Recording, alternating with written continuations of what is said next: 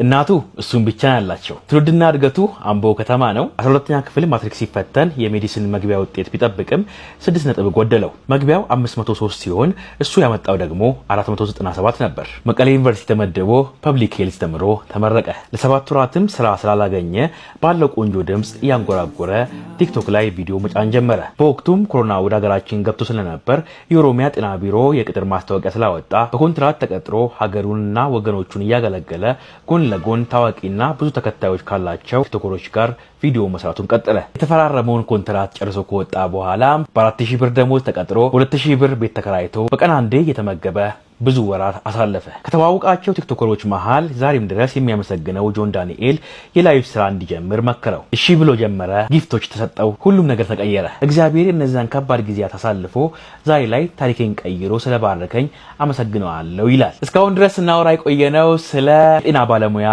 ድምፃዊ ናኦል ዳንደና ነው። ትናንት ለቱ ነበረ። ናኦሌ እንኳን ተወለድክ። ናኦሌ ይሄን ቆንጆ ድምጽ መቼ ነው ሲንግል መሰራበት? እንደውም ነጠላ ዜማ አይደለም። እኛ ካንተ የምንፈልገው አልበም ነው በቃ።